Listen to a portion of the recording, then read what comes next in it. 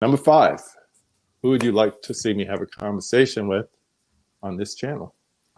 And then I also would like to see a Redux like this with Celeste without the horror theme, because I just like hearing Celeste talk. We've never So do I. But like I just like hearing Celeste talk about movies. So Yeah. like having them like a part of like, you know, that in terms outside of horror, I'd be very curious to see like what their responses are. And like I said, with James, I would love to hear more about James, like outside of, you know, just topics that you had. I like those suggestions. Celeste, that's my friend. Yeah. That's my special friend. Number 5. What's going on, y'all? It's KB, and I love movies. And welcome to a new year of the conversation. It's good to be back. Happy New Year to everyone. And tonight's guest is a repeat guest. And as you saw in the video, one of my special friends. Always great to speak to them and to see them on other channels as well as their own. I'm just going to bring them in. Hello. Hey, how we doing? Did you ever see that video before? I did, yeah. I remember when it happened, and I was very pleased about it. I mean, what you said is true. We like to hear you talk. That's good, because that's like the whole thing here, right? It's like my job now, I guess. That's really cool, right? I mean, people have you on their channels because they like to hear you talk. So I guess that's what it's about. How you been? Yeah. I've been pretty good, honestly. How have you been? Good. You get through the end of the year and the new year and all that good stuff? Yeah. Nothing too crazy. It's always a bit sobering, perhaps, when, I don't know, it feels like all the holidays are at the end of the year. And so you just get a lot of paid days off, and then it's like, oh, it's a long, vast desert ahead without another day off, you know? It's true. It's like, I feel like once Thanksgiving rolls around, it's the end of the year, because it's like, bam, bam, bam. We had family here for about 5 days straight. And I shared this picture with a couple people, but literally after my father-in-law and my wife family left, it was just the 5 of us and the 2 dogs in the living room. Everyone was silent, just quiet. My wife and my daughter were on their Kindles reading. My other daughter had emergency dental surgery. She was passed out. The 2 dogs were anxiety passed out. My son and I were on our phones, and I just looked to my right, and everyone was like in a line, just solace. And I was like, this is picture worthy. And I just took the picture, and I'm like, yeah, this is Christmas to me right here. The calm after the storm kind of thing. We are not alone. Let's see who's quickly joining us, and we'll get started. We have Adrian James on the check-in saying, hey there, and Happy New Year. Happy New Year to you from the UK. From Taiwan, we have Gunchi saying hi to all. Hope everyone is having a good New Year so far. So yeah, man, so far so good. We got my sweetheart Draculina saying hello, my darlings, and hello to the 2 of us. We got Mama Blu-ray on the check-in saying Happy New Year. All these Happy New Years. Happy New Year to everyone out there. We got Dustin checking in. Love when Celeste is on. I agree. Hey, Dustin. I agree. We got Laren on the check-in saying good evening. Hello, my friend. People saying hi to each other. I swear I'm getting that shirt this year. People saying hi to each other. Maybe it'll catch on. We got Mika on the check-in. Glad to have Celeste back on the conversation. I agree. There's a man from the opening video. Glad to see Celeste here again. You requested it, so we brought it back. Let's see. Thank you for requesting me again. I appreciate that. Yeah. Also, Mika, I hope I sound better than the last time you saw me on a stream. Hopefully you can confirm that. That was a little embarrassing, but please it happens, drop it in the chat. Are we sounding okay? We have concerns. I don't even feel like I need to like do a warm-up with you. It's like it's like you're just coming back to the house. You're home. So it's all good.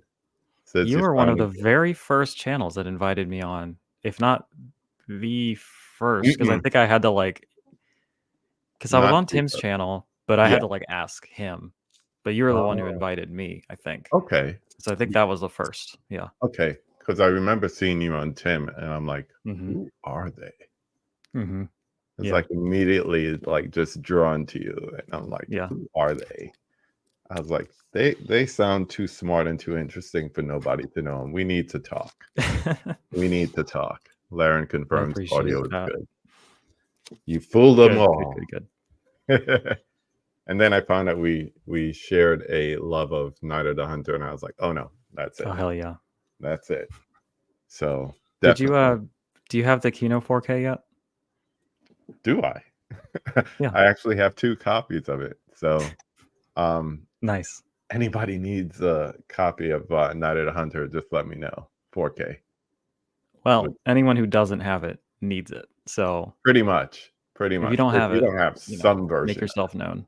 Yeah. First person in the chat to pop up and say they don't have any copy of Night of the Hunter, it's yours. I'm feeling giving tonight. I'm feeling Yeah, very it's good to giving. keep that energy going post holidays into the new Yeah, year. it's not about a day. It's Yeah. about sharing that love with everyone all throughout the Yeah. year. You know, it's like Kindness and generosity is evergreen, I think. Or at I least it agree. should be. I agree. And the whole thing is you don't need a day. You Yeah. don't need a day. Yes. Um I'll run it again, but it's basically the end of your 5 takes when you suggested Richard Diaz, James from 20th and 21st, and our guest tonight. So yeah, we definitely we want to do an episode of So I Watched That Movie Mhm. on Freakin's Cruising, because I still think not enough people have seen that movie, and I if they totally have, not agree. enough people talk about it. It is my personal favorite William Friedkin film of the ones that I've seen, because I haven't seen all of them, obviously. Hmm. Well, even I don't even think I've seen that many. I guess what I'm saying is I think it's better than The Exorcist and better than The French Connection, and like I think it's super underrated and just really fucking good. I love that movie a lot. I think those are just like uber popular. And Mhm. with a movie like Cruising, it's not meant to be super popular, but that doesn't take For away sure. from the quality of a film. And that's more the reason why people need to know about it and need to get it. And damn near every time there's an arrow sale, go pick it up, Mhm. 17, 18 bucks, just go grab it. I hope it gets upgraded. I mean, I'm happy with the copy I have, but it's so beautiful Right. looking, and there's a lot of nighttime photography in that, and it's just like all those lovely blues. Like there's some stunning shots in that. Hmm. Um, yeah, it's certainly one that he made not with mainstream sensibilities in mind. I think he really went for it, and I think it's a film that makes a lot of people uncomfortable in a way that it should. So Yeah. I try to advocate for people to see it. You know. Yeah, because that uncomfortable feeling is what draws you in, and that makes it worth talking about, because who wants just, warm and fuzzy? Sometimes you need to be jolted and jarred a little bit to get Hmm. attention, and definitely that's what that movie does. And I hate to say it, but for some people, that's the only way they delve into subcultures that they're not familiar with. Hmm. So, more to come on that topic when Jordo and I do our episode together for sure. Nice. He adds that Sorcerer is his favorite, but Cruising might be right behind it. Yeah, Sorcerer is Seen a good. couple mentions of that. I haven't seen Sorcerer, so I guess I Hmm. should check that out. Yeah, definitely do. Blank Jen chimes in, 2 of my favorites together. Thanks for popping in and Nice. checking us out. Mika adds, still have to see Cruising. It's been on my watch list for some time. Yeah, definitely. Mika, I think you'd like it. Mika Uh, likes cool stuff, so I think yeah, she'd like yes, he does. it. Probably watch Freaking Sorcerer if you haven't. Yep, we are already ahead of you. The mayor on the check-in actually saw Cruising in the theater back in '80. Nice. We got Nick. Yeah, what's up, man? You got one of those one-of-a-kind t-shirt designs? I'll tell you later. I almost wore my purple tape tonight, but it's cold down here. I need to get a heater down here or something. I can't rock a t-shirt. I might have to go 90s and put a t-shirt over a sweatshirt like we used to do. That's the only way I could survive down here in a t-shirt. Love cruising, especially how Freakin' doesn't provide any easier. No, you don't need to be given, or I would say hand-fed answers and solutions and denouements and all that all the time. That's not necessary. Sometimes you keep things open just so you could have conversations about it. And I don't care if it's a low budget independent film or if it's something blockbuster like Inception or something. You don't need the final answer. And as film watchers, we need to be more comfortable with that, with not knowing everything at the end. Yeah, totally. If you enjoy Sorcerer, watch the original Wages of Fear. That's a like bulletproof, like essential classic that I just haven't gotten around to yet, you know? I'm sure we all have our lists of shame of like really important big films that like we know we would like and we know are important. It's just like there's only so many hours in a day, right?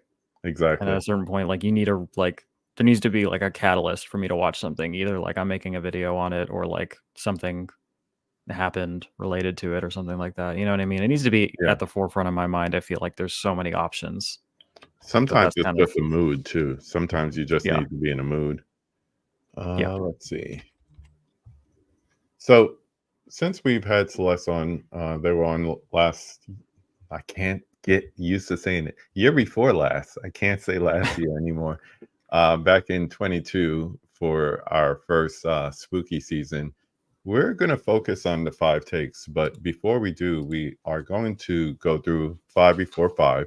And if you have any questions you want to pop in and add it to the chat, feel free to do so. But just going into the 5 before 5, over the last year and a half, you've dove into the Vinegar Syndrome collection. Quite lovely. Was last year your first year with the subscription, and how's the journey been so far? So I did it the halfway subscription in 2022. So the back half of that just kind of lined up such that when I first kind of really got interested, it was like right before their halfway sale. And I was just like, sure, why not? I'll just drop $550 on something that I just now became aware of. That seems like a rational, reasonable thing to do. Oh yeah. And I just had a great time with it. And it was just like, it invigorated me and made me excited about films in a way that I haven't. I mean, it's not like it's been that long, but like it made me feel like when I first got a subscription to the Criterion channel or something like that. And I just had all these new discoveries and all these new things that I was learning constantly. You know, it's definitely, and then I renewed it. So it's been another whole year. And then I just renewed it again. So we're in for another year of this. And, you know, with a subscription like that and with so many blind buys inherent to that, I was kind of like, there has to be, because I'm sure I'm not the only one among us who buys a bunch of titles and then they sit on the shelf unwatched for embarrassingly long amounts of time, right?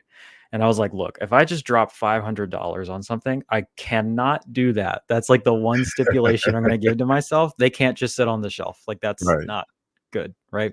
Yeah. So again, like I was just saying, that catalyst to like actually get me to pop something in and watch it. Like I was like, well, these are like really obscure titles. They're very like so many people will just write them off and say that they're trash, so don't even bother. And like, you know, I think a lot of people are just intimidated by it. They're like, you know, it's a lot of films with like generally poor reception and like, you know, not a ton of people, like not a lot of information out there about them. And a lot of people just look at their titles and like, I have no idea what that is. People are telling me it's bad. I'm not even going to try. And I just wanted to give it like the consideration and the like kind of analysis that I feel like it deserves. And if anything, just as like a buying guide for people, because I was like, well, I was dumb enough to sign up for this and like not know what I was getting myself into. I might as well inform others like as they come in, like which ones I think are worth paying attention to. And it ended up being more than I thought, I think. Like, and I just put up my video outlining like all the stats about the last year I did it. And the percentage of films that I kept actually went up considerably. And I don't know if it's just that my tastes are changing and I'm becoming more acquainted with this type of filmmaking and I'm appreciating more facets of it that I didn't at first or what have you, or Mhm. maybe they just were more on my wavelength last year or something like that. But Yeah. you know, it was really like I only sold 3 titles out of all the ones they sent me last year. So And I I'm don't sure know. you got your But money's worth because the resale value of those things are ridiculous. Just the slips themselves, just the resale yeah, value of them are ridiculous. yeah. Quickly tell everyone how their subscription works because some people feel like, oh, I got a Vinegar Syndrome subscription. Maybe I could just get everything that they sell, all the VSUs, all the partner labels, all that stuff. Yeah, it's complicated, but when you I think once you're into it enough, it starts to make sense. Like once you get on their wavelength and sort of understand their business practice, I guess. Um, so they have just like a main line. I actually have some in front of me just to prepare for the next video I'm doing. So like take Sure. this one here. Like on the side here, it just says VS on the spine, VS 450. That's Mhm. because I don't know how well that's showing up, but trust me, that's what it says. This is just their main line standard, like, well, not standard, but like regular titles, right? Mhm. It's not any of the sub labels. Those will say on the spine VSU or VSP or whatever. And like it is confusing because there's so many of them at this point. But Oh yeah, and when you growing. sign up to it, you have purchased in advance. You've essentially pre-ordered at the lowest possible price the entire slate of their standard or their mainline titles. And then you also get a 50% off coupon on literally everything on the site that comes out within the life of your subscription. That doesn't apply retroactively. Like you don't get coupons on like the stuff from last year or whatever. Right. And it also doesn't carry over if you renew a subscription, which is a little bit frustrating, but you know. Mm. And then you get free shipping forever, like for the life of your subscription too. So you That's never pay dope. shipping a single time, which is That's something dope. that can get dangerous to get used to because then you're on other Yeah, sites and you're like, oh, $5 to ship it. I feel like I'm being price gouged here for a very reasonable postage rate. Oh my gosh. And the thing about it is, you know, a lot of people are like, I don't know these titles or whatever. Sometimes it doesn't matter because the quality that they put into these transfers are amazing. I'm Mhm. truly impressed. I mean, I have a few, not many, but I have a few on my shelf back there. And I mentioned the VSUs because that line is probably the most popular of the collection as far Mhm. as mainstay titles. And those I definitely have. You know, got to have Showgirls in your collection. Showgirls is amazing. It's the only one of them that I have actually, but I Yeah, love it. It's great. yeah. I'm gonna catch up here in the chat. Nick added, Celeste is the best. That rhymes. We chat in the Discord all the time. We'll talk about that Discord, or at least Thanks. the origin of it, for a little while in a few. Going back to the freaking titles, What Sorcerer Before Wages of Fear made Sorcerer better. Okay, cool. Brother Dell in the house. What's up, man? Hey, hey. Thanks for checking in. Yeah, I'm the same way, Gunchi. Guilty of letting films sit on the shelf for way too long. I made a movie goal for this year, just on my 4Ks here, to reduce this by at least a third, if not half, throughout the year of just unwatched stuff. Most of them I've seen, but just cracking plastic, as the case may be. So definitely need to do It's a that good more. pun, Hmm? as the case may be. Mm-hmm. I may or may not have several stacks of movies I haven't watched yet. I got several stacks on my desk alone. Who are you lying? Let's see. Sometimes you have to watch something more than once, even if you don't like it the Yeah. first time. As years go by, your mindset changes. Yeah, it's true. Your mindset changes, your appreciation, your understanding of film, understanding of like film technology and restoration, because that's Yeah. big, especially when you're talking about like a Vinegar Syndrome. Often find during rewatches, I often discover something I miss. Oh yeah, rewatches offer a great way to Yeah. examine from another perspective. Honestly, I don't do enough of it because I'm so focused on like what's next and what's new. But like, there is something really valuable about revisiting the same piece of art like a second time, Mhm. when all those expectations are out of the way and like you don't have to focus as much on Yeah, following the plot, and you can like kind of sit back and appreciate all these other under the surface elements, things like that. yeah, I also think if you give it enough time, like you will have changed enough as a person, like you'll like understand yourself better and you'll have more life experiences to draw upon that like something that didn't mean anything to you the first time could be like, oh wow, I've like been through that, or like I've know someone who's been through that, and like yeah.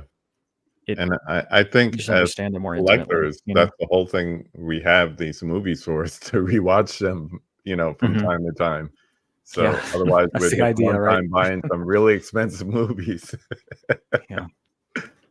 Mark of the Devil, the one you just held up, still on my list of VS titles that I need to get.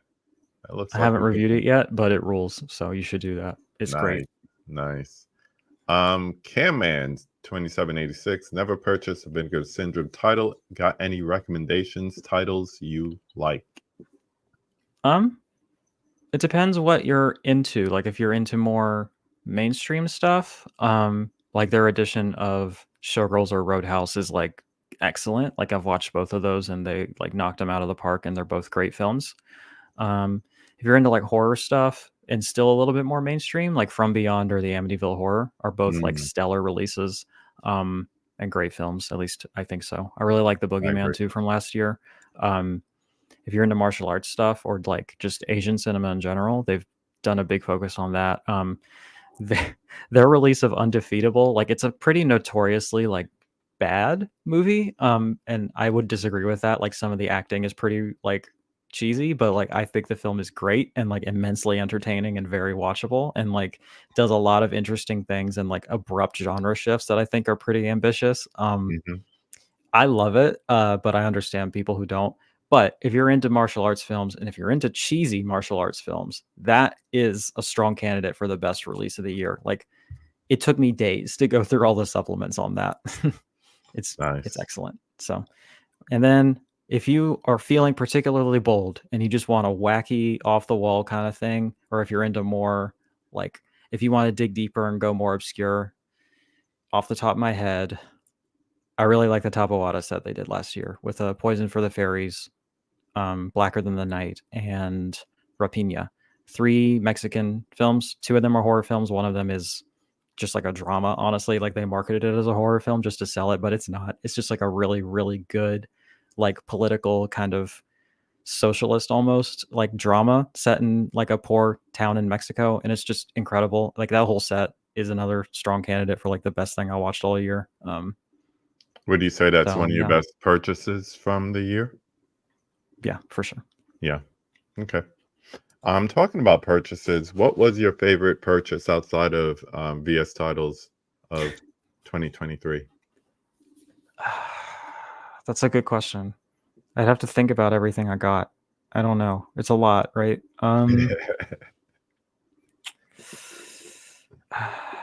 You know what? That Wicker Man Steelbook came out. That was really special for me, right? The big Seeing that expensive film, one or the cheap one that I got? I got the cheap one, the Best Buy, $20. You know what? I still see that really nice one, and I'm just like, I mean, I should have it, right? Like, I should just have it, but like, I'm it's surprised you don't have $70 or every single $80 or one. something. I don't know. It, like when they were first got announced, I was like, Wicker Man 4K this year, let's go. Like we're doing it. And it was like Mhm. $80 and I was fully ready to just do it. And then they announced the Steelbook right after that and it was like Yeah. 50. And I was like, okay, well now I have to decide or just bite the bullet and get both. But I was like, there's no way they're not doing a US one, right? Like Yep. maybe I wait and just see what that one looks like. And honestly, I love the artwork on that. I think it's It's so gorgeous and it was beautiful. $20. So like, okay. Is this it? Yes. This is what we're talking about here. For those that don't That's know, great. this is It's so good. beautiful. Inside, outside, back, forth. Yeah. I never get tired of it. It's so good. And it's cheap. Yeah. I don't know, just because I'm like it's my favorite film of all time. I'm kind of like still I don't think I need the Region B Steelbook, the like purpley one. Yeah, yeah. Even though it is my colors, it's not actually I'm not actually the biggest fan of it. I like this one that we got in the Mhm. States better. But that box set with like the fold out pop out art of that Yeah. artwork that you just showed, like the full image, Mhm. man, So beautiful. I'm thinking about it. I don't know. Still available. Yeah, for now. Yeah, had to grab that Wicker Man Steelbook. It is beautiful. Going back up, I quickly had up next said that his wife loved Boogeyman. And the dude is in the house. What's up? I should say the YouTuber of the month, the horror YouTuber of the month. Congratulations, my man. Don't forget to Roundhouse kick that like button, as he always says. Indeed. Great Sound BS, advice. great recommendations. Carlito's Way. Yes, that was a Christmas present from my kids. I got the Arrow Nice. Store exclusive. Can't wait to Nice. break into that. Let's see. Yeah. Oh wow. That would be cool. Wild Zero. I Have you don't seen know that? that one, to be honest. Yeah, check that out. That would be awesome if they. I could see, of all the labels, I could see Vinegar Syndrome doing that. That would be cool. I'm a BS skeptic, but have a handful of titles on my shelf. You got to check them out. You won't be a skeptic much longer. I'm in the camp that I'm usually like, I don't know that, I'm not buying it. But Mhm. where the titles I do know, and I do invest, because at a certain point it is an investment. A They blind are buy is expensive. an Yeah. investment, and I'm yet to be disappointed by their transfer quality, the quality of their packaging, everything. You're going to see a lot of people who do boutique and premiums put things like what is it, A Blade in the Dark? Mhm. That one. That's That was a fun one. yeah, great example of packaging right there for sure. Let's see, Severn, another great label. Spider Labyrinth, don't know that one. But yeah, Jordo, and to answer your question, if you're enjoying the Lost Picture Show set, that is like actually like I feel like the ultimate test. Like if you can get into that, you can get into anything that they put out. Honestly, I would just start reading synopses, and if you see something that you like, those I'm 2 films into that set right now, and the first one is fucking insane. Like if you can get into that one, like you're good. There's nothing on their site that's like more obscure than that. So like I think you're good. Um yeah. I think that one Also, surprised like I people. have a lot of Vinegar Syndrome videos on my channel. If you want to watch those videos, they'll give you an idea as to what you can expect from each title, and Yeah, longer answer over there, I guess. yeah. Okay, so back and forth. Yes, this is our second conversation here. We had one during spooky season 22, but glad to have them back. And my audio was a lot worse, and my video was a lot worse, and my internet wasn't sorted out, and I probably put you through the ringer editing that one. Well, that was a fun time regardless. But yes, we grow, we evolve, we get better technology. So this is kind of associated to the questions about the recommendations. What movies would you recommend for people to get to know you? To 2 or get to 3 know me, titles. The Well, The Wicker Wicker Man Man is one. is Yeah. is like the one. That's like Yeah. your one-stop shop, I think, to understanding me as a person, I feel like. The Witch is the other one that I think you'll understand a lot about me if you watch that. What's coming to mind is Mulholland Drive. I think will get you Ooh. there a good amount too. Ooh. I like Possession that. will get you there a good Yeah. amount of the way there. I'm listing like insane films that like people might watch and be like, "Are you okay?" And the answer is it depends. But it is what it is. I love it. I love it. But yeah, wow, Mulholland Drive. That's definitely left the center, but I could see it. Yeah. I could see it for sure. All right. This one is not really a question, but we'll get into the 5 takes after this. Tell everyone about the Shelf Shock Rewind Awards. Oh yeah. So that's something that Ryan over at the Disconnected has done the lion's share of work on and started last year and everything. And I'm just sort of helping him co-host it and like behind the scenes helping him with some stuff. But essentially, he wanted to have like a proper award show for physical media because there really like isn't a big one. You know what I mean? Like there's little ones here and there, but he wanted to have like make it an event and like really get people in the industry involved and things like that. And so we did a good amount of work like narrowing down the categories and making them as concise but also comprehensive as possible. And I'm sure KB, you'll have the link somewhere, but voting is open now. You can vote for the entirety of January. There's 5 nominations or nominees for each category, but there's also a write-in option if you don't like any of those.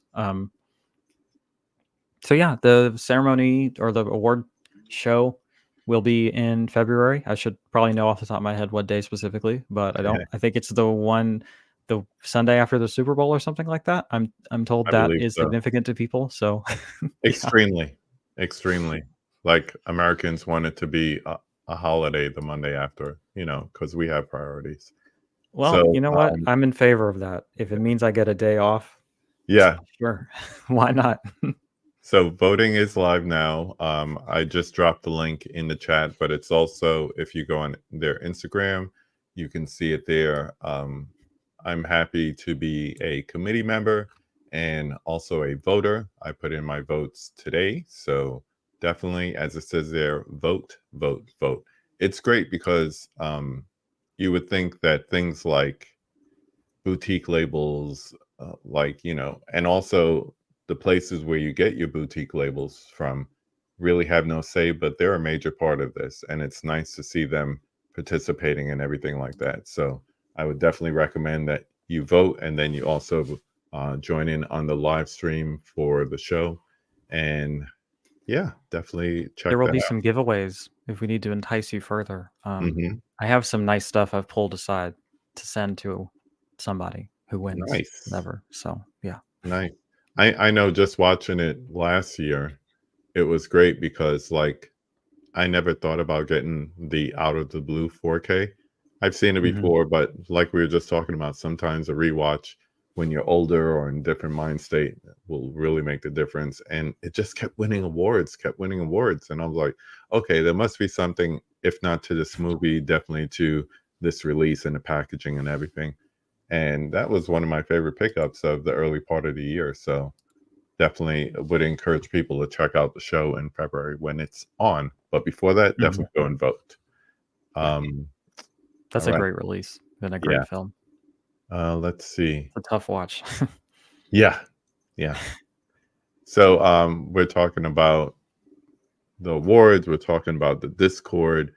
So we need to get you here just to hang out with Ryan from the Disconnected, and Nathan Jones will probably come up to hang out, and this guy. So we'd love to have you come out to the Midwest sometime and just hang out with us. Spend a weekend, pop up on a Thursday night when nobody's expecting, like your name is Jeremy or Will, and have fun. It'll be a good time. All right.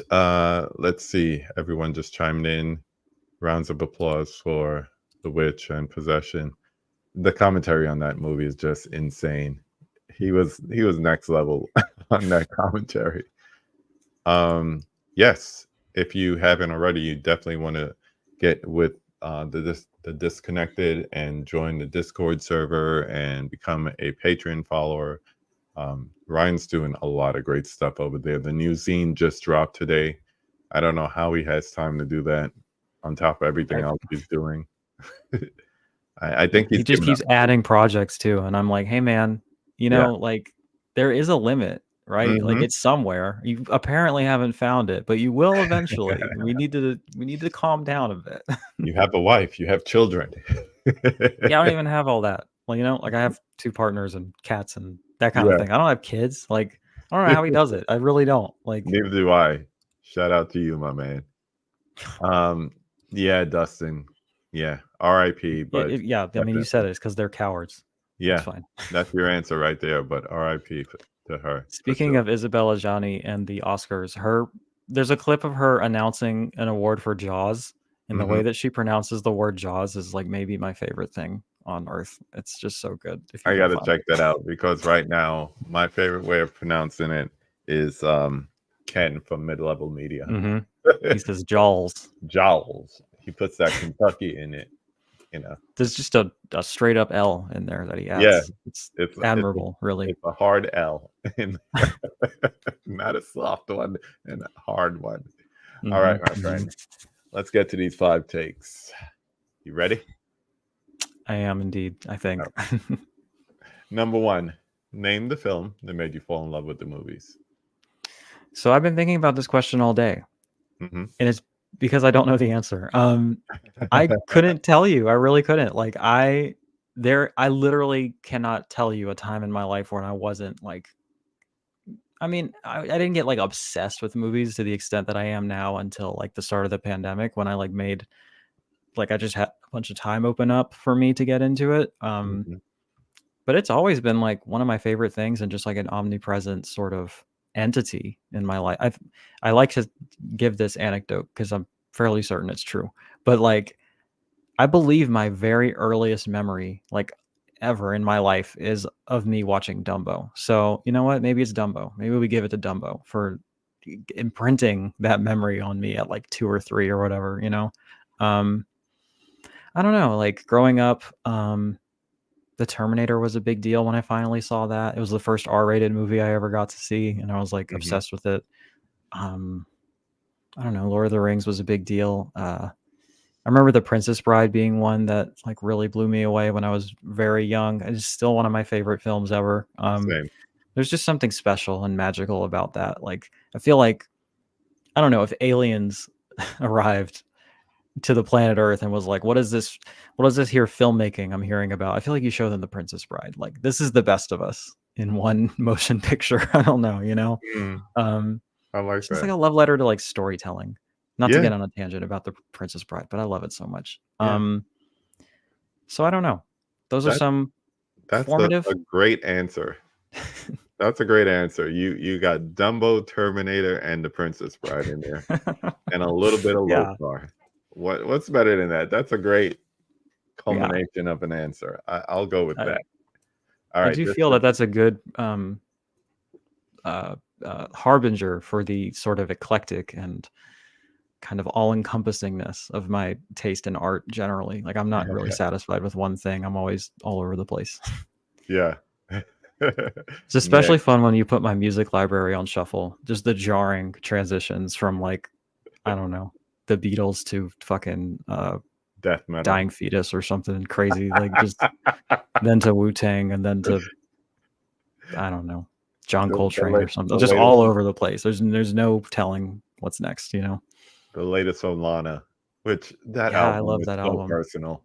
I It's so can't get good. over.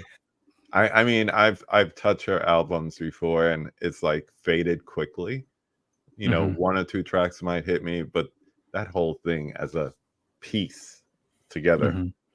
wow. Yeah, she's always had songs I liked, and I'm just like, I know you have a great album in you, like a start to finish great album. I know you're capable of it, and I just Hmm. keep listening to her albums as they come out, and I'm just like, not yet. And then this one, I Now, was like, you did yeah, it. I knew you yep. had it in you. I love this record. It's so good. We got Sardis in the house. Hey, yo, thanks for popping in. Number 2, name 5 of your favorite films. I'm gonna try not to mention any horror films because last time we did all horror stuff, and I'm gonna Yeah. try not to mention the exact same films I talk about all the time because they're so like deeply personal and important to me. But we already did Mulholland Drive, and that's kind of a horror movie, so I'm not gonna pick that one, but that is one of them. We did The Princess Bride, which is another one. Let's do Terminator 2 because the Terminator first one was the one that got me like it was like the introductory point, but I like the second Mhm. one better. I think it's a perfect action So do film. I. Persepolis, I love that film a lot. Really? It's so good. Talk about it. I don't know. It just combines. I think animation is something that's really special to me. Just because of what you can do with it and like how imaginative you can get with it and how unique of a style you can create with that. Hmm. Um,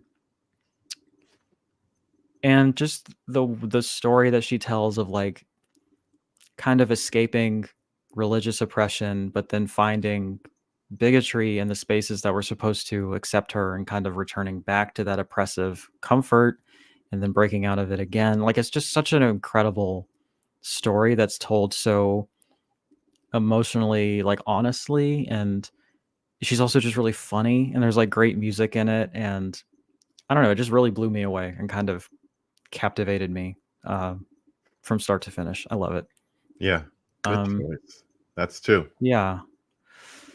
Off the top of my head, uh, I'm forgetting every film I've ever seen in real time. Wallace and Gromit: Curse of the Were Rabbit. I love that movie a lot. Oh, That's cute. Well, I'm picking animated films, I guess. That one's not even particularly artsy. Like I like a lot of the artsy animated movies a lot. Mhm.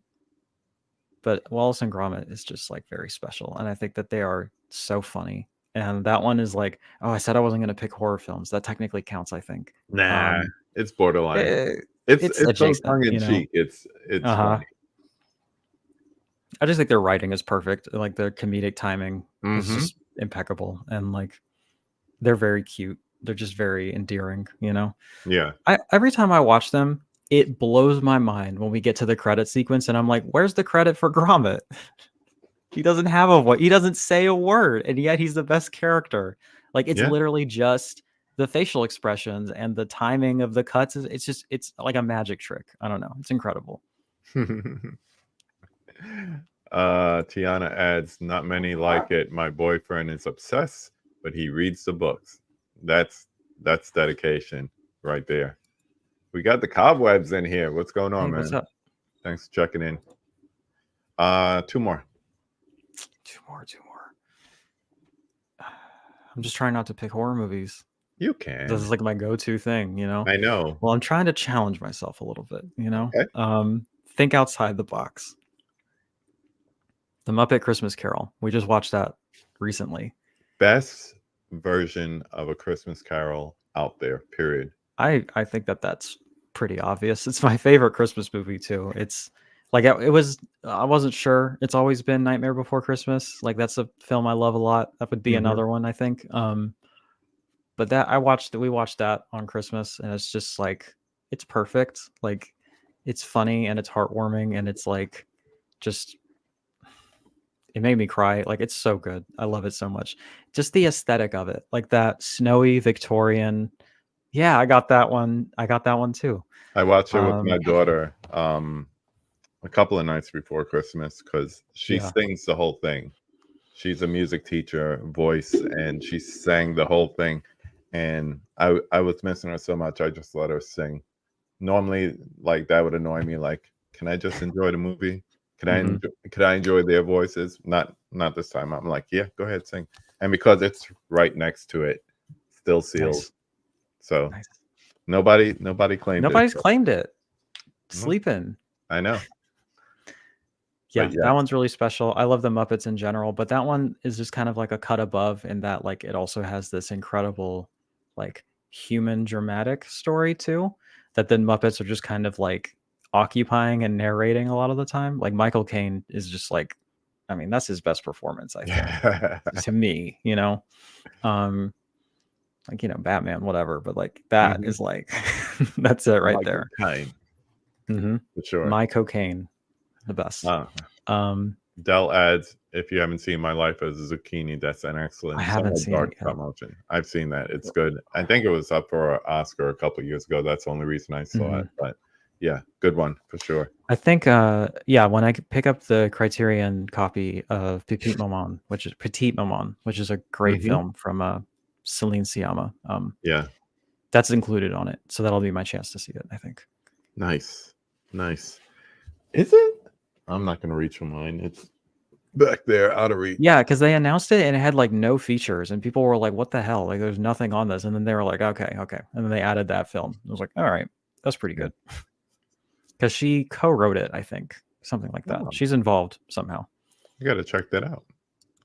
All right. In the meantime, number 3, name a popular. Oh, did I have one more? Movie. One more of my favorites?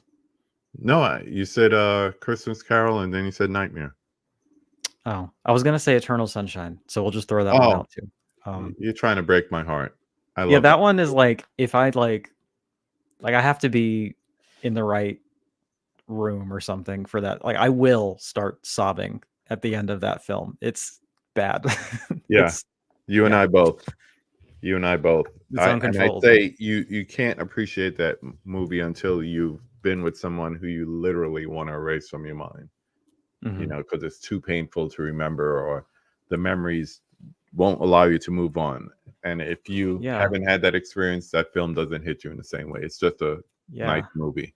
I don't know what it would be like to watch that without like having relationship trauma or something like that. But Mm-hmm. I mean, you could still appreciate it, I think, because it's perfect, it's incredible. But like, I don't know if It's not it'll the make you same. like deeply sob if you can't connect to the experience portrayed in that film. You know? Yeah. Well, that's a great fifth one. I'll give you that. All right. So number All right. 3, name a popular or classic movie that everybody loves, but for some particular reason you don't like it. I see that you've changed the I verbiage of this softened question. it. I You softened did, people. because I don't it's really usually saying you hate can't it. stand. Yeah. And like I get that, like sometimes there are films where like everybody loves it and you're like, man, that was ass. Like that was so bad. What is everybody talking about? But Yeah. those I Yeah. think are generally rare for me. Like Hmm. more often it's like, yeah, okay, but I don't really get it. Like people love this and it's like, I don't know. But I do have 2 in mind that I actually can't stand that everybody else seems to Go love. for it. I'm not sure which fan base I want to make mad by Both. saying this. Both Both. of them? All right, we'll go from like the the one I hate less, but I still couldn't stand was True Romance. I really, really don't like that movie at all. Okay. So is it the writing, the acting, all of the above? Okay, so it's well made, sure. You know, like yeah, it's perfectly serviceable. Like it was directed well. Some of the action sequences are done well. It's edited fine, I guess. It really it's Tarantino's script, I think, is so obnoxious and like so I think it's really racist, honestly, I and think like it's also intentional. I really do. I I don't think it's know. I think that I mean, there's obnoxiously that one intentional. scene in particular that is rough, and I'm like, I just don't know how this scene works if you don't, on some level, buy in to like the worldview that is being espoused. I Hmm. don't know. I don't know, and I feel like I was vindicated because I looked up the scene on YouTube, and every single one of them was like, all the comments were not great on that. Yeah. Yeah. Um, but I don't know. That's just how I felt about it. I could be swayed either way on that. But what I think is pretty undeniable is that Tarantino clearly wrote himself as like this really badass, awesome guy who like gets the girl immediately and everybody loves him. And like, it's the most flagrant and like blatant instance of like a male self insert in a script I think I've ever seen. Like his Christian Slater like goes to the movies and like sees a Shaw Brothers triple feature and then meets a girl and they instantly like fall in love and have sex and like she's like, "Oh, you're so cool. Take me to your video store." It's like, "Come on, man. Could you be a little less obvious I about gotta it?" throw this Like up. I gotta throw this up because Dell nailed it on the head. Right here. yeah. Yeah, that one's rough too. Centimeters. Centimeters. I Centimeters. remember I was like, "Wow, we're doing this." Okay. And I don't know if it was just, I would love to look over the script, just to see how Mhm. the screenplay was written, or if it was something that Scott just wanted in there because wow. Mhm. Wow. I listened to a bit of Tarantino's commentary, and it was Mhm. mainly him just saying how great he is and like how great the movie is and everything. But like, I like skipped to that one scene in particular with a lot of slurs in it, and he was like, "Yeah, I think this is the best scene I've ever written." I was like, "Okay, Yeah. all right, man, that checks out, I guess." John, hit me up Weird on dude. Instagram. It's yours. Nice, we got one. Uh, Okay, people are backing me up here. That's yeah. good. Yeah. See, you can't be ashamed or afraid of the hate. Also, like, I just, maybe it's just this film because I learned retroactively that Christian Slater is in Interview with a Vampire, which is a film that I love a lot. But his voice is so like grating to me, and like just his like whole presence. He's like a weasel person. Like I just can't stand him in that movie. Nick added, for being one of the biggest Tarantino fans, even naming his son after him, that movie can't do it either. Wow. And I think he didn't direct it. He did Reservoir. Yeah, he just wrote the screenplay on that one. Yeah. But that was enough, because the things that grate and irate a lot of people is the character development and some of the lines in the movie. So yeah, that's probably it. Oh, I'm sorry, B. I got you. Oh, I think we missed it. We I definitely didn't see did, it but either. Nick, you know how we do. Just drop me your address. No problem. You hook me up plenty of times. It just comes back around. It's all good. Back to this. Number 4. Name a critically hated movie that you love. You know, I had an answer for this earlier You got a today, lot. and I You gotta got be. Vinegar Syndrome titles, so you got a lot. Yeah, I mean the whole thing, really. I mean, that's the thing is like there's a lot of ones that I could pick where like yeah they have a low IMDb rating, but like whatever, those people are wrong. It's fine. I'm trying to think of one that like everybody I talk to is like that is trash, but I'm like no, it's actually great. Yeah. I had one earlier, and I swear I for the life of me I can't remember what it was. I had it ready to go. I mean, one that is very obvious, I guess, if you've watched my videos, because one of the most successful videos on my channel is me going to bat for this film for like 25 minutes. But like, Cobwebs is not letting me off the hook. It's Skinamarink. Like, I think that's like the scariest film I've ever seen. I think it's one of the best horror films of all time. And I still see people say, like, what if you don't like it? It's fine. Honestly, truly, Right. it is fine. Like, it's a very divisive film. It gets on a very specific wavelength that I think, like, I've talked to people who had the same experience with it that I did, and we had very similar like childhoods. We had very similar sensibility as children. Like, it taps into a very, very like primordial kind of like infantile fear that I haven't felt or even thought about like since I was that age. And Yeah. it just like unlocked a part of my life that like was so traumatic and like just unpleasant that I just didn't want to, that I just blocked it out, you know? Oh. Maybe not entirely, but just like it's not something I want to think about a lot, you know, just like Yeah. just being in that state when you're like 4 or 5, 6, like that very, very young, where like everything is new. And if you were like the type of person that like, I guess I was, like every single thing is scary. Like you're just afraid and anxious and sad, like all the time. And like, you don't have the language or the understanding to like parse through those feelings. Like it all just feels very real. And that's like really what I think that captured in a way that I just couldn't believe that somebody had like captured my like childhood fears and like filmed it so effectively.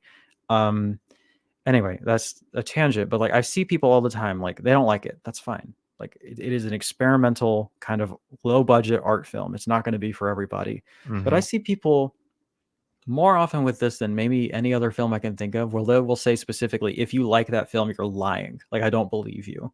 You're just saying that to like look cool or something. Like, nobody likes this movie. It is objectively terrible. And I'm just like, well, okay, let's be a little bit open-minded and be like, okay, maybe I didn't understand this, but Yeah. like that doesn't mean that the people who do are lying, or like the people who Yeah. had an emotional reaction to it are like trying to trick you. It's a very bizarre thing that I see all the time. Yeah. So, My whole but thing you know is what? at the end of Critically, I think it. Sorry, I interrupted you. Go ahead. no, I was just gonna say quickly, at the end of the day, it's still art. And the thing about Mhm. art is it's gonna be subjective. We're not all gonna walk away with some kind of monolithic opinion of a Mhm. movie. That's not the point of movies. That's not the point of art itself. So we all have to come out with a different feeling and experience and reaction to it. Otherwise, why bother? Yeah, it's. I mean, that's part of like. Honestly, I feel like a film like that has succeeded in like the polarizing response it's gotten, because it is doing something that like is maybe not brand new, but like it does something that people don't have like a point of reference to. It's just like it's completely confusing and completely new to people, and they're like, I don't even know how to react to this. Like, this is so far from what I understand filmmaking is and should be. Um, that like, and like I don't understand it, so I'm going to be angry at it and like say that the people who did are lying or something like that. Like, Yeah. you know, I feel like it's really succeeded, and you know, I think it's also inspirational in how far he's gotten on like a $15,000 budget film that he just kind of made himself. You know. Yeah. Just like we were saying before, sometimes it's better to have something that people walk away and talk about than have like this bow on it and everything is understandable and all that. Yeah, if a film evokes emotion in any way, it has connected with you. Exactly. Oh man.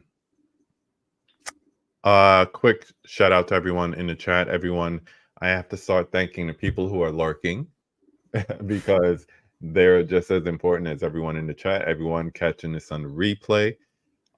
Just want to thank you. Take a second to thank you for checking us out tonight. And as we land this plane, just wanted to let you know, I was going to make a banner for this. Did I? I don't even remember. I do things without. Oh, yes. So in about a half hour or so, I'm going to be over on Steelbook Obsessed, Jake Boston. I'm going to be on his channel, and he's going to be recording an episode of his Boutique Talk podcast. So we're going to be talking about, I just watched a month of Scorsese, so definitely looking forward to talking about After Hours. And then we're also going to be talking about other criterions. So if you want to come and check us out, Steelbook Obsessed on YouTube, definitely come and do that. Should be fun. But as we get ready to land this plane, I have question number 5. Once again, you got to answer this question. So number 5, who do you like to see me have a conversation with on this channel? There's a few people I can think of, and not all of them have YouTube channels. That's okay. They're movie lovers? Erica, yeah, of course. That's all I Erica care Schultz from the Unsung Horrors podcast is a person that I think is really, really awesome and impressive, and I would love to hear her conversation here. Dustin in the chat right now, I think, is like a really, really fascinating and intelligent and just vital like voice in film criticism, and like I really value his opinions on things, and I'm always really excited when I get to read his thoughts on things. I would love, and I don't know that I've ever really got to see him in like a long form like audio visual medium of any kind. Like I have his book, and I know that he's pretty comfortable with the written medium, but I don't think I've ever seen him on video outside of like a quick shout out or two or something like that. So Dustin would be another pick of mine. And Will Dodson from Doctor Disconnected fame, I guess. Dr. Will. Dr. Will Dodson, my honorary dad and one of my favorite people. I would love Aw, to see him on this show. that'll be fun. Yeah, I'll definitely look into that. Dustin, you are more than welcome if you'd like to get on here. Just shoot me a message over on Instagram and let me know what you're into, and we could definitely talk for a while. So yeah, that'll be fun. I'm just like, the other day someone thanked me for, letting them come on the channel as they were getting started. I'm like, who cares about getting started and how many followers you have? Like Jeff from John Doe Juggalo, he's just getting started, and Jeff from Films at Home, 100,000 plus. It doesn't matter to me. It doesn't matter. It's about, show me that you're passionate about your love of movies, so we could talk about it, so we could have a conversation. With that in mind, tell people where they could find you. Sure.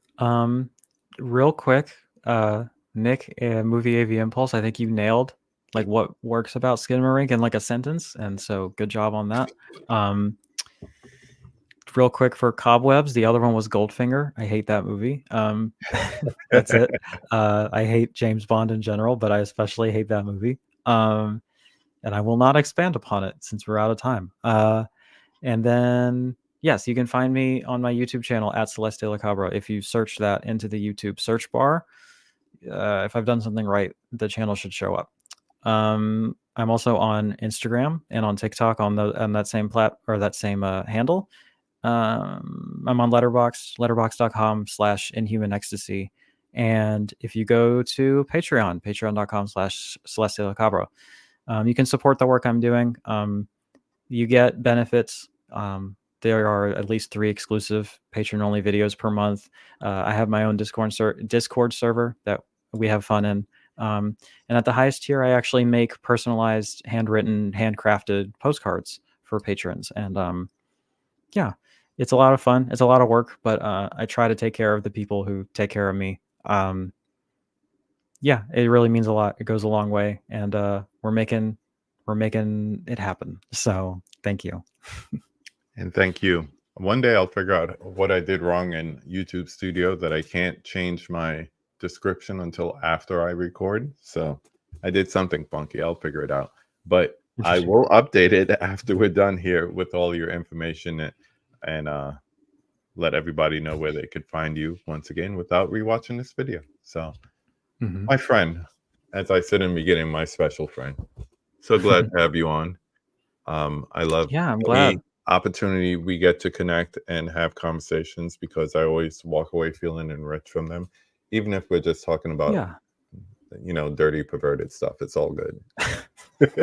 For sure. My specialty. You're not alone. Hey, there's another whole category of things that everybody hates, but I love. I've been getting really into like the pornographic films from like the golden era of that stuff. Like I think it's actually super great and interesting. And I've been kind of teasing the idea of doing like a project as it relates to that because I think that it's super underappreciated and just really cool. Especially back in the 70s, they were actually competing with mainstream media. So it was a form of entertainment. You know, maybe maybe the guy in Taxi Driver wasn't that wrong for taking Sybil Shepherd to the movies there, but you know, I like that they are releasing it now, just like they're doing it with like the other titles, because I mean, there's definitely an audience for that, and it, like I said, it was definitely a genre for a while before, I don't know, the Maxines of the world, and it got extreme and everything like that. So the Triple X made it extreme. So, but want to thank you again for coming on. Thank you everyone for checking us out tonight. I always say I'm going to have what's coming up next ready, but I never am. Tomorrow, if you want to tune in, we have the center seat. We're recording our podcast, so we're just going to be live streaming it. Might check in if your comment is clever enough, we might check in and include it on the recording. Next week, I will have Tim Canton. He's a local guy who helps put on the Panic Fest Film Festival. So we'll be talking about that, as well as our favorite theater here in Kansas City, Screenland Armor. All movie lovers support that place, as they should. So that's coming up next week as well. But until then, thank you again. Thank you everyone on the check-in. And as I always say, go watch a movie. Have a good night, everyone. I will.